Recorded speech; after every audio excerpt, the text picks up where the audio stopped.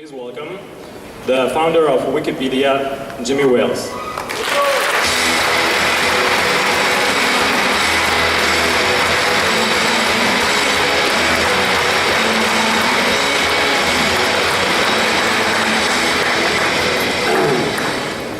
Oh, very good. Thank you very much. It's very good to be here. I actually didn't read over all the materials they sent me except for what I'm supposed to speak about, and I actually had no idea what a huge audience this is. This is an amazing crowd. It's a really big space, so I'm very excited. So I'm going to talk today about the future of internet business, social media, importance of entrepreneurship, lots of different topics, and then afterwards we're going to have some time for questions. And so I encourage you to think of some good questions, and we'll try to have some fun. So I'll start off by talking about Wikipedia, of course, the thing that people are always very interested to hear about. And Wikipedia started with a very powerful, simple idea, and that's for all of us to imagine a world in which every single person on the planet is given free access to the sum of all human knowledge. And that's what we're doing at Wikipedia. Every element of this vision statement is important. When I talk about every single person on the planet, that means that we're inherently global in our mission. When I talk about free access, I mean something very special by free, and I'll talk a little bit about that. And the sum of all human knowledge helps to define what Wikipedia is and what Wikipedia is not. So, what is Wikipedia? So first of all, I always like to ask, how many people here have used Wikipedia? I say that just a little exercise, you know. But the real question is, how many people have edited Wikipedia? So it's good, yeah. It's a good percentage, is what I would expect at a conference called Login. But it's actually very, very interesting sometimes to see the different audiences and who has edited a lot and who hasn't. And it actually surprisingly parallels how successful Wikipedia is in a particular language. And in a particular country. I was just in Korea Monday, and in Korea, interestingly enough, although it's a very highly connected country with lots and lots of people who are online all the time, very well educated, 100% literacy rate, the Wikipedia has always been rather small there, and so I was very interested. I was speaking at a university, and I thought, well, surely at a university most people will have edited Wikipedia, even though it's smaller. And it was a very tiny percentage of the audience had ever edited Wikipedia. That's of course not true here in Lithuania, which has had quite a successful Lithuanian Wikipedia, despite being a small country with a small number of speakers. It's always been, quite an exciting project. So, what is Wikipedia? Wikipedia is a freely licensed encyclopedia written by thousands of volunteers in many languages. And so, when I talk about free licensing or free access to knowledge, what do I mean by that? Well, the first thing is fairly obvious. It doesn't cost anything to use Wikipedia. In the free software movement, there's this old joke or old saying, free as in speech, not free as in beer. Free beer is great. Somebody gives you free beer, you drink it, wonderful. Everybody loves a free beer. But we're talking about something more important, more fundamental. We're talking about free speech. So in Wikipedia, everything in Wikipedia is freely licensed. So you have the right to copy, to modify, to redistribute modified versions, and you can do all of those things commercially or non-commercially. So we really are, culturally, we're from the free software movement, from the open source world, and that's fundamentally what we're all about. We try to make sure that everything in Wikipedia can be reused and redistributed, because we think that's a part of our overall mission. We want to get free knowledge to everyone, and this is the most effective way to do that. What do I mean by the sum of all human knowledge? Well, what I mean by this is that Wikipedia is a very particular type of reference work. It's an encyclopedia. So Wikipedia is not a textbook, Wikipedia is not a library, Wikipedia is not a newspaper, Wikipedia is not YouTube. I love funny cat videos as much as anybody, but they don't belong in Wikipedia. There are a lot of things that don't belong in Wikipedia. What's interesting about this is that it's one of the things that helped, even in the very early days, helped to unify our community with a clear understanding of what we were doing. If I say encyclopedia article about the Eiffel Tower, everyone in this room has more or less the same idea of what that is. You can imagine it should have the history, when it was built, who was the architect, why it was built, what was the cultural reaction. There should be some pictures. We might quibble about the details, and believe me, as Wikipedians, we quibble about the details forever, but in essence, we know what it is we're trying to accomplish, and that's been very, very helpful in making sure that the community can actually move forward. If we said Wikipedia is an open website for anything you want to do, it wouldn't have coalesced into a clear community with a clear purpose. So, as a result of all this, we now have over 20 million articles across 270 different languages. I find this number a little bit optimistic. There are actually about 200 languages that have at least 1,000 articles. And these last 70 languages are smaller than 1,000 articles. So I really feel like once we have 1,000 entries, that's when there is a small community there. They begin to think about themselves as a community, think about outreach. It's usually 5 to 10 people. Really regular users and another 20 or 30 who are around sometimes. And that's when they really can start to really grow, to really think about the future and how they can do something really great. We have now nearly 4 million entries in English. We have over 1 million in French, German, and Dutch. Over 500,000 in several other languages. In fact, we did quite well on a per capita basis across all of the European languages. But beyond that, we have China and Japan are quite large, and beyond that, it's a lot of smaller projects, smaller languages, and we still have a lot of work to do. So, at the Wikimedia Foundation, we're turning our focus increasingly to the languages of the developing world and really trying to see what are the technical difficulties that they face, how can we help them build Wikipedia in their own language. One of the languages that people are always very interested in is Chinese, so I should speak about Chinese for a moment. Chinese language Wikipedia is quite a large project, but one of the main reasons for that is that the number of Chinese-speaking people outside mainland China is more than the number of Germans, period. So lots and lots of people outside mainland China can have participated forever in the project. Inside mainland China, we were banned for 3 years, and so for 3 years Wikipedia was completely inaccessible. We made a decision, a principled decision, that access to knowledge, access to information is a fundamental human right, and we will never compromise on the issue of censorship. So even at a time when Google went in and was participating in censorship in China, we chose not to do that, and as a result we were banned for 3 years.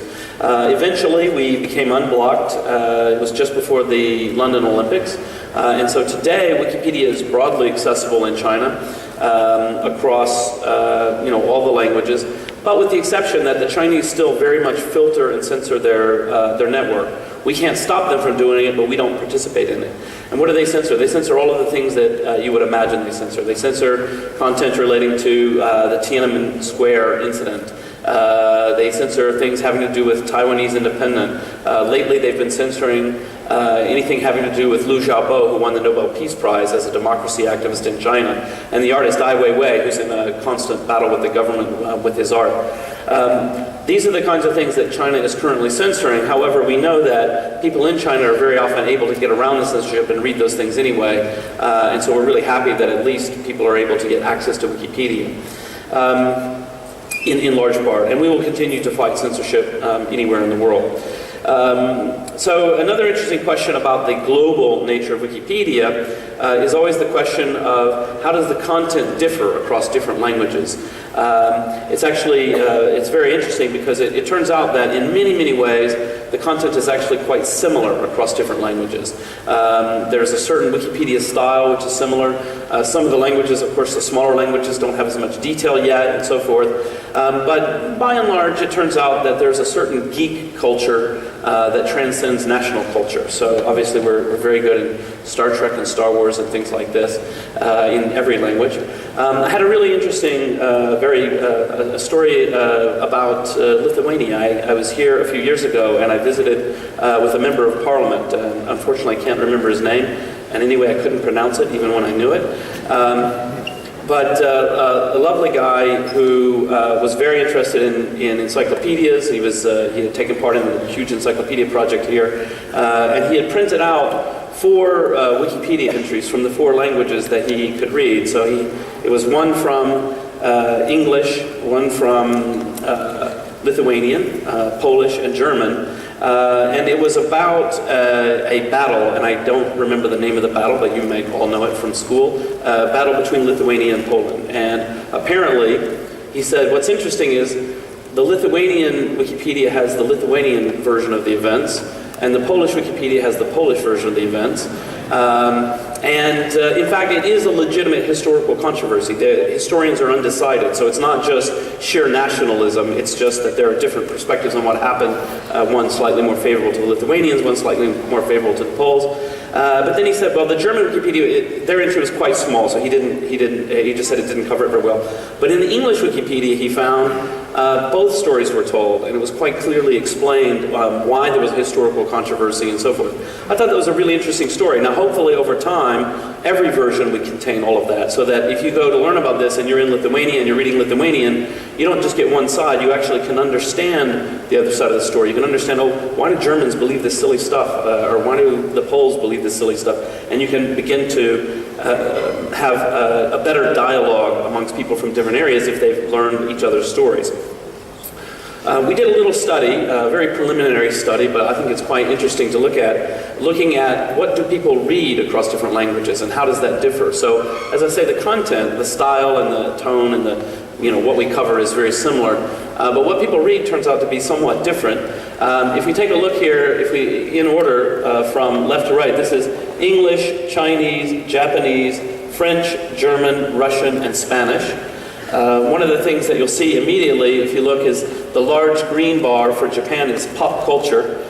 If you know anything about Japan, this makes perfect sense. The Japanese do love pop culture. They love English pop culture, American pop culture, Japanese pop culture.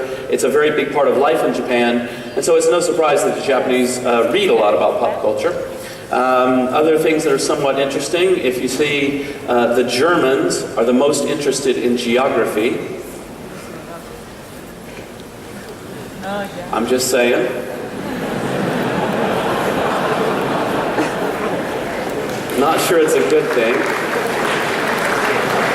I don't make that joke when I'm in Germany. Still a little touchy about that. The other one is if you take a look at sex. Of course, everybody knows sex is an interesting topic on the internet. And it was in the list of top topics in every language except for French and Spanish. I was a little puzzled by this until someone explained to me it's because the French and the Spaniards are actually having sex. And I guess the rest of us are just reading about it on the internet. Well, I like to joke about this, but the truth is, when you really do dig a little bit deeper, and you look at things in politics, history, geography, some of the differences that we see in what people are reading are actually more similarities than differences. People are always very interested in their local politicians, they're interested in their local culture, and if I'm interested in my local politician and you're interested in your local politician, in one sense we're reading something different, but in another sense, as human beings, we're interested in the same things. And so there is a certain commonality everywhere. So we now have over 460 million people using the website every month. This is a pretty astonishing figure. It means that we're larger than many of the top newspapers in the world combined. And so one of the questions that we should have is the question of who writes Wikipedia. Why should we want to know who the Wikipedians are? Well, here's one reason why. This is a comment somebody posted on Twitter. She says, yesterday I asked one of my students if she knew what an encyclopedia is, and she said, is it something like Wikipedia? So, if you imagine for yourself a student today who's 15 years old. Wikipedia is 11 years old. So when that student was 4, that's when Wikipedia was created. So pretty much the entire time that they've known how to read, Wikipedia existed. And certainly in the last 5 years, from when they were 10 years old until 15, Wikipedia was very, very big, very important part of our culture. And so for a whole generation that's coming up next, Wikipedia is really core to the infrastructure of the world. It's core to how they find things out. And so I think that puts on all of us in the Wikipedia community, and actually all of us in the world, because in a certain sense, as this is an open humanitarian project for everyone, it puts a big responsibility on us to think about how can we make Wikipedia as good as it possibly can be? Who are the people who write Wikipedia? It's quite an important cultural question. So by the numbers, some of the things we see is that the Wikipedia community is about 87% male, which I'm not 100% sure of the ratio in this room, but it's kind of like this room. It looks like we've got a lot more men than women here today. And the average age is around 26, we have about double the percentage of PhDs in our community relative to the general public. So these demographics they're okay in some respects and not okay in other respects. We really don't think being 87% male is a good thing. It's something that we very much would like to see change over time. There are a lot of reasons for it. One of the core reasons, and I always have to be very careful how I say this, because I'm definitely not saying women aren't good at computers. That is not my point at all. But editing Wikipedia is too geeky and too technical, and this excludes lots and lots of people. It excludes my father, who is, as a hobby, he's an expert in old cars. He doesn't edit Wikipedia because when he clicks on edit and he sees complicated editing codes, he just says, I don't want to break anything, so he doesn't want to do it. So what we've inadvertently done is created a filter where we keep out all but the most technically savvy people, the computer geeks, and the computer geeks are 87% male. So if we want to correct all kinds of imbalances in the community, we need to make sure that people who are geeks but not computer geeks feel comfortable editing, which means we have to change the editing interface. And so we're investing in making the editing interface much easier to use, much more like a word processor, much more powerful, because it's silly that people have to go through all the convoluted steps we make them do to get ordinary work done on the site. So that's one of the big things that we're focused on. So next thing I'm going to do is I'm going to show you a video, and I'm hoping, we haven't really tested the sound, I'm hoping the sound is up. Ooh, it might be way up. Because one of the things, when people are just using Wikipedia and you're interacting with it as a website, it's easy to just think of it in the abstract. It's this piece of work, it's this thing on the internet. But I think it's important to think about who are the Wikipedians, and this video helps you by showing you some of the Wikipedians. You can see what they're like and get a bit of a human feel for the project. So here we go. No, I don't have superpowers at all. No. You could totally do it. I pushed the button and saved the text. It was exciting. You just changed Wikipedia. You just added your own contribution to Wikipedia. I read an article in The Guardian about this online encyclopedia which everybody can contribute to, and I thought, oh, maybe I can contribute too as well. I edited it the first time and I think I got addicted to it. I don't get paid anything. I just do it for, something to do in my free time, that's it. You may start doing it for an idea because you believe in it, but you end up with friends, you end up with lovers, you end up with wonderful discussions, you end up with new ideas, you end up with the new books you're going to write. You're not writing the article alone. You write a piece and somebody else goes like, hey, I have more, and together you can create articles that are pages long, which you can't by yourself. Then you have success. You always see, okay, what I've done was successful, and this is great, because editing is a great feeling every time you do it. As I say, when I read about Wikipedia, I decided that this is maybe where I would fit in, and I did. Great. Look at that video.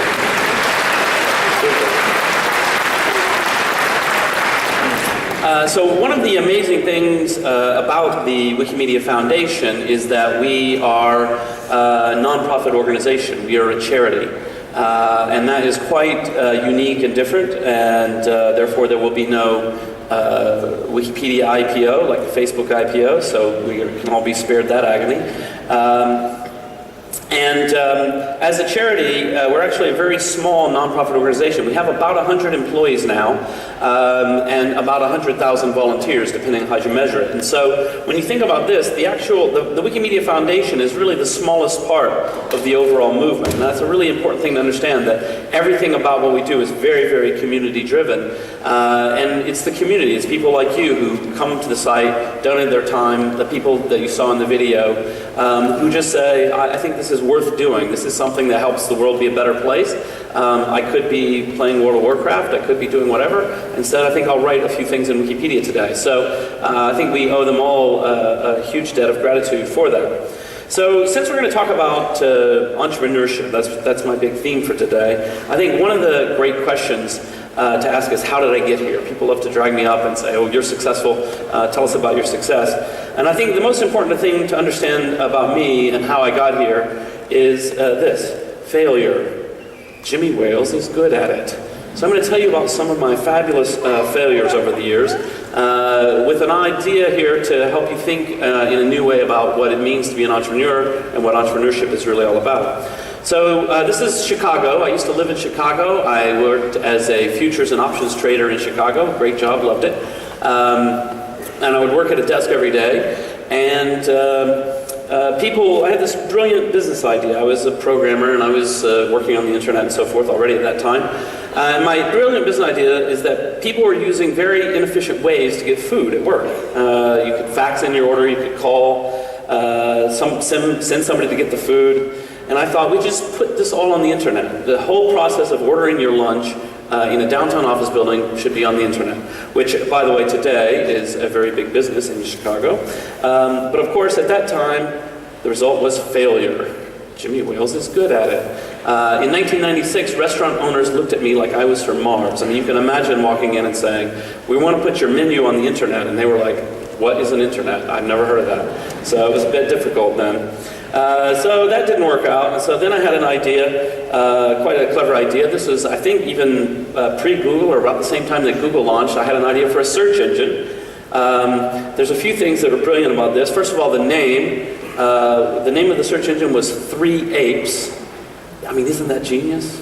And I even had a great slogan: type your search, and the apes will find it. Can you tell me why that didn't take off? I don't know.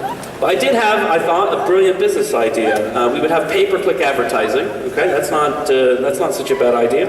And there would be 2 ways to pay. You could either actually pay for advertising on the site, or you could send traffic to the site and earn credits and then use that to pay for advertising. I thought, well, this will be a way it'll start to get popular because people will link to it. They don't have a lot of money, they can link to it. If they do have money, they can pay for advertising. It's a circular system, it'll work really well. The result? Failure. Jimmy Wales is good at it. Chinese spammers took over the site within 3 months. I mean, they were sending quite a bit of traffic in Chinese and demanding payment. It was really quite a confusing situation.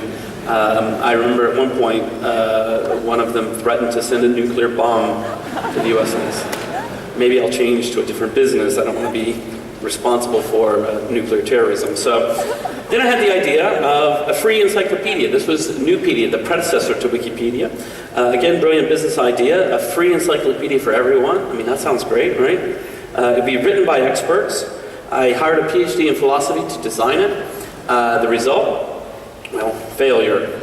Jimmy Wales is good at it. I spent about $250,000 on the first 12 articles. Not exactly cost effective, but you know, I keep them by my bed. I read them every night. I will get my money's worth eventually. So this didn't work, and it was getting to be very frustrating. The reason it didn't work, it was very top-down. It was very difficult for people to participate. So in frustration with this, then I had a really dumb idea. Free encyclopedia for everyone. I was kind of stuck on that one. But I would, open a website, let anybody edit it. Will be no advertising, actually no sane business plan of any kind whatsoever. And what was the result? Success. Even Jimmy can do it sometimes. So Wikipedia, of course, has become a massive success. We're the number 5 website in the world, changing the face of knowledge forever. And it's very inspirational. The project of Wikipedia is very inspirational. It takes me all around the world to meet great people like you. And so it's really wonderful. But I'm an entrepreneur. I'm restless. I'm always thinking of what's next. What can I do that would be a good idea? So I went back to the idea of a search engine, Wikia Search. This was actually, I still think, a very, very good idea. Certainly, because of the success of Wikipedia, which was already very famous when I launched the Wikia Search Engine project, we got an enormous amount of press. There's me on the cover of Fast Company, Google's worst nightmare. I don't know how true that was, but my mother bought 10 copies. So, it was worth it. Mom still keeps it out, at home when people come in. There's my son, Google's worst nightmare. Failure. Jimmy Wales is good at it. So the search engine project, although I was quite pleased with the progress of the technology, and I still think that the core idea, which was an open source search engine where different programmers, developers, people from all over could contribute modules to the code to handle different kinds of queries, different types of searches. I think the core idea was quite good, and the software was progressing quite nicely, but the search engine is a very big thing and a very expensive thing to build. And we started and we spent quite a bit of money on it, and the plan was we'll spend some money on it, we'll get it going, we'll see how it's going, and we'll go out and we'll raise a second round of capital. But in the economic downturn, it was clearly not going to be possible. The venture capitalists were all in a state of panic. It was going to take several million more dollars. We didn't see any way to raise the money for it. And so we decided that we had to close the project. But at the same time, we had been working along on some other things at Wikia. So the other brilliant business idea is to build on the Wikipedia model, empower everyone to build the rest of the library, focus on making it easy to use, think about topics that have good ad revenue. And what was the result? Success. Even Jimmy can do it a second time. So where an encyclopedia was the start, a library is much, much bigger. There are many different kinds of things that people can collaborate on. And so the idea is, what do we do beyond Wikipedia? I mean, one of the things that I'm really passionate about and that Wikipedia has been really the forerunner for is the idea that we're moving into an era when media is no longer top-down but is participatory. But too often, participatory media is just people yelling at each other in the comment boards and things like this. And I think there's still a lot of opportunities in helping to design spaces and design software to help people collaborate on what they want to accomplish and do so effectively to generate new kinds of media. So, hello Wikia. Wikia's been doing amazingly well. We now have about 65 million monthly visitors. Our traffic continues to just go up and up and up organically. We don't have the kind of buzz that, say, an Instagram has, but we have about double the traffic that Instagram has. So, well, there you go. We're ranked 36 in the US, so it's quite a big site. And just to give you a little bit of an idea of what we do there, how many people here know the TV show Lost? Do you know Lost? Yeah? Okay, yeah, good. Everybody knows Lost. How many people actually understood the TV show Lost?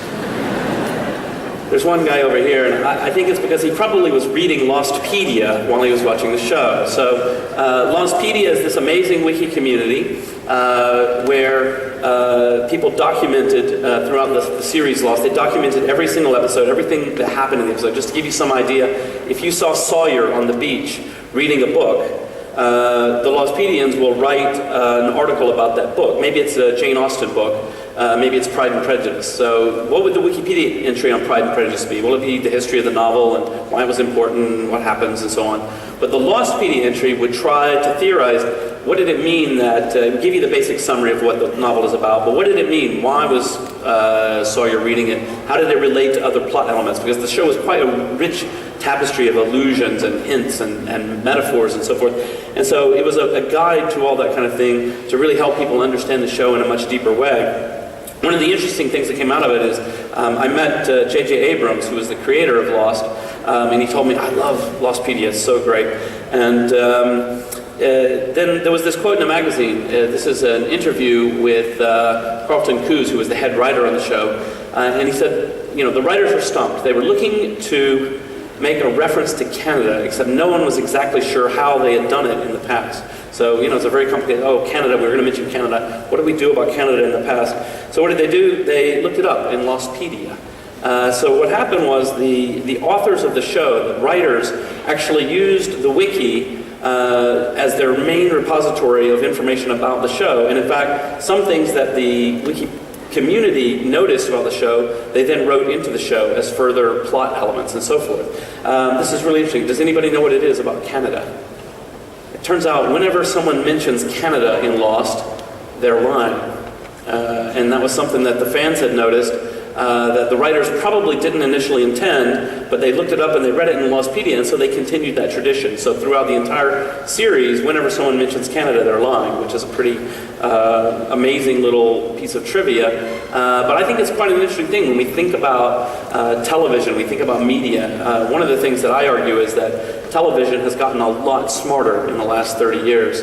If you think about, older TV shows, they were very simple shows, very simple plot lines, up to today when you have incredibly rich, dramas with multiple characters and lots of literary allusions and things like that. And one of the reasons that's possible is that people who are really into the show can actually really dig in deep. There's a lot to dig into, and they can use the internet to help them learn the things they need to know to really understand the show. So I think that's pretty amazing cultural development. Well, I want to leave some time for questions, so I'll just stop here and say thank you for your time, and then we can have some questions.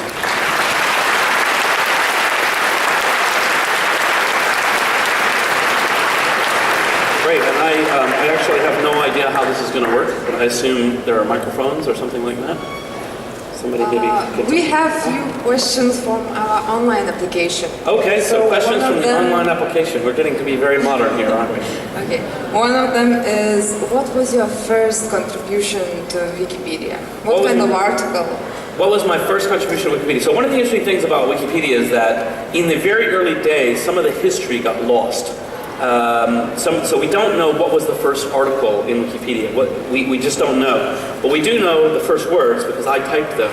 I installed the software, and because I'm a geek and a programmer, although not a very good one, I typed "Hello World" and hit save, and that was the first words in Wikipedia, which is quite apt if you stop to think about it. Some viewers are interested whether you know some celebrities that write Wikipedia. Do I know some celebrities who write in Wikipedia? Well, I know some celebrities who privately admitted that they changed their entry.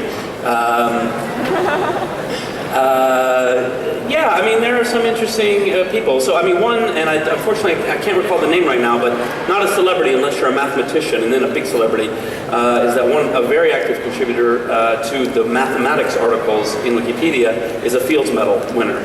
And that's pretty amazing. So, and there have been, Nobel Prize winners who've edited, maybe just a little bit here and there. But in terms of celebrities really actively editing on a regular basis and being part of the community, I don't know of any, really, unfortunately. They probably would just kind of lay low because they just want to get on with writing about Buffy the Vampire Slayer or whatever. Thank you. Are there any questions from the audience? Hello. Hello. What do you think about Google plans steal content from Wikipedia? About Google's plans steal content from Wikipedia? What do I think about Google's plan to steal content from Wikipedia? I think it's great. We don't care at all. So everything in Wikipedia is freely licensed, and so we invite people to take it and reuse it. We want them to link back to us. And they do. Google will do this. And certainly the type of content that, it's this new thing they're talking about, the knowledge graph or whatever. This content is facts. It's facts like what is the population of Lithuania and things like that. Facts are not copyrightable, and I think facts should not be copyrightable. I mean, it might be great for us if we said, actually, we've changed our mind and Wikipedia now owns all human knowledge. But in fact we don't. We wrote it down to give it to you, and we love it. The better people are able to use Wikipedia through APIs, through machine reading of various data structures in Wikipedia to make other products and other things more intelligent, that's just part of our mission. So we're quite excited about that kind of thing. The concern that some people have is that whereas right now people might type, what is the population of Lithuania? And they would then get the article about Lithuania, click and read it at Wikipedia. Now they'll just get the answer directly from Google without having to visit us. If we were driven by ad revenue, we would probably care about that a lot. We'd be very upset. We'd say, oh, wow, we're going to lose a lot of ad revenue. But we don't care about ad revenue. Actually, it just means people are going to get their facts from Wikipedia one step quicker. So for us, this is completely fine. Okay? Anyone else? Yes, hello. I want to ask how much Lithuanians donate for Wikipedia, for example, in previous year. Hi, I'm here. Yeah, there you are. Right. I actually don't have any idea, and I regret that. So all of that data is published and publicly available. If you want to send me an email, I can look it up for you. In general, I would say that amongst all the countries of the world, the U.S. is the largest donor, in part because it's a big country, but also because tax laws really favor charitable giving in the U.S. But throughout all of Europe, there's a lot of donations. But in terms of the total dollar amount or euro amount, I don't know off the top of my head. So, sorry. One more question. What do you think WikiLeaks, the same brain is using, is a problem for Wikipedia or this? Yeah. So the question is, WikiLeaks with the same, similar brand name, is it a problem for Wikipedia? Well, yeah, I would say it is a bit of a problem. The thing is, WikiLeaks is not a wiki. I think when they started, they had the idea of just being a wiki where people could put whatever they wanted. That didn't work out, so they're not a wiki at all. And it has caused a fair amount of confusion with people. We've been very lucky, actually. The press, because they've known us and they've known Wikipedia for a long time, there have been very few, actually, errors in newspapers and things like that. People do generally tend to know the difference. We've had a couple of world leaders who got confused about it. Once President Sarkozy in France pointed at me and said, "And this WikiLeaks thing," and I'm like, "Hey man, not me."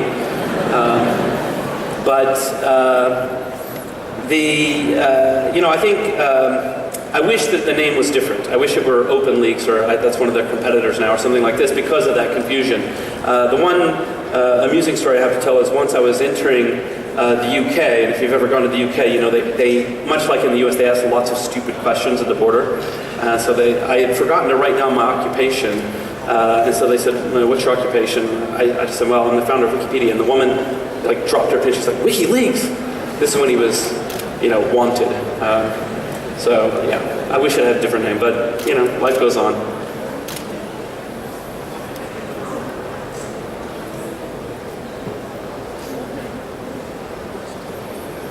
Hello.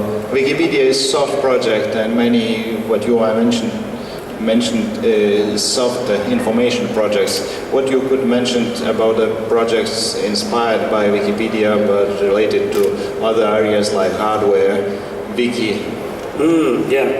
Well, so it is interesting. So I wouldn't say many of those projects are directly inspired by Wikipedia per se. Really, I think we're part of a much broader movement, the free software movement, open software movement, the idea of collaboration, and there's some really interesting stuff going on there. I was just reading, actually, you know how Wikipedia is. You go for some legitimate purpose, and then 2 hours later you realize you just wasted 2 hours learning something you didn't actually need to know. But I found this fascinating set of articles about open source machines for building things. And so there's a group, and I can't remember the name of the project, but they're trying to create a whole set of machines, everything you would need to build a civilization. So starting from different ways of making bricks and different ways of working metal. I don't even know what they all were. It was really fascinating. And they're publishing all of the plans, under a free license. They don't want to compete on that. They may be for profit because they're going to make machines and sell them for a profit, but they say, we want other people to make machines and sell them too. That's fine with us.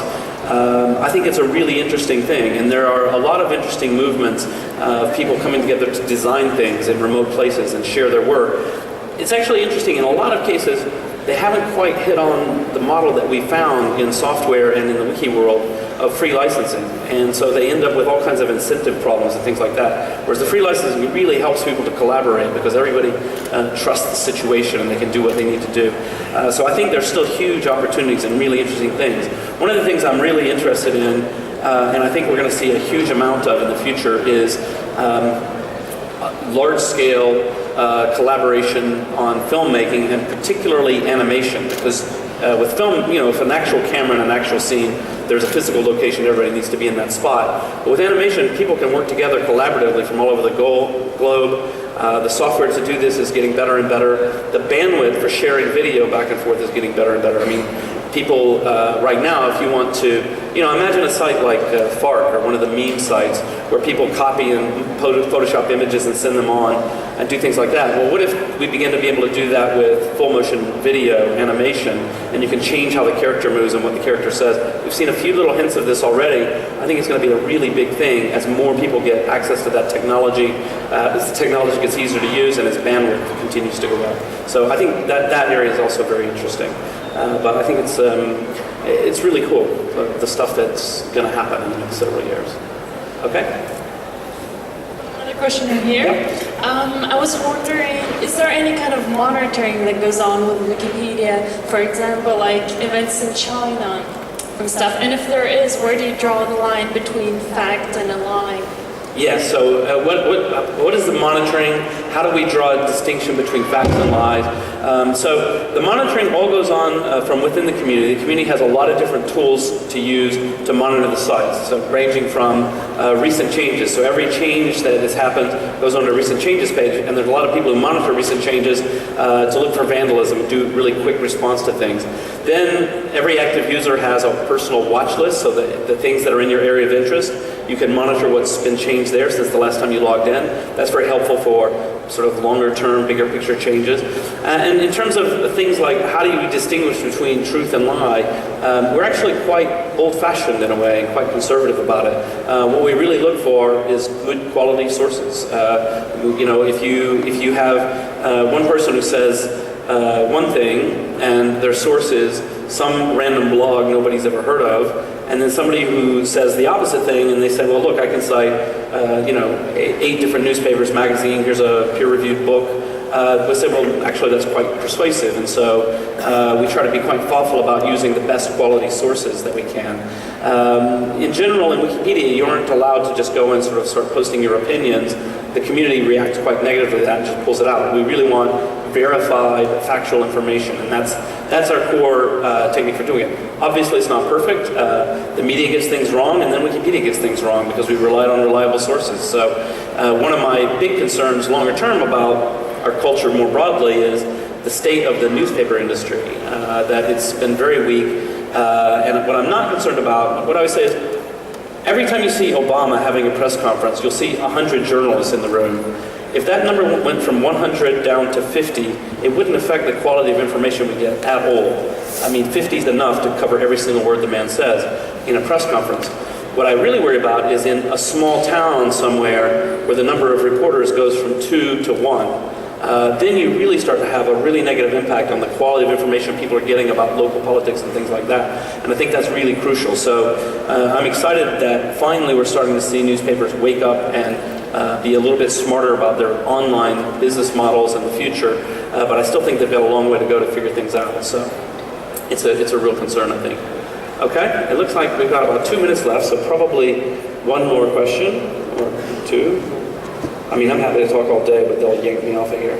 So whoever's in charge of the mics, yes. Thank you for the answers. Yes. I said one more. No, we're out of time. We're out of time. It says a minute and 50 seconds. All right. We have one present. Oh, we've got a present for me. Well, thank you. Thank you. Just before you go, yeah. we, all the audience here in Login, who've been tweeting and Instagramming you during this speech, we want to help you keep the momentum by giving you this hashtagram of the tweets and Instagrams that mention your name while you were talking here. So something from Vilnius to you. Thank you very much. That's really cool. It says I should lose weight. He needs a haircut.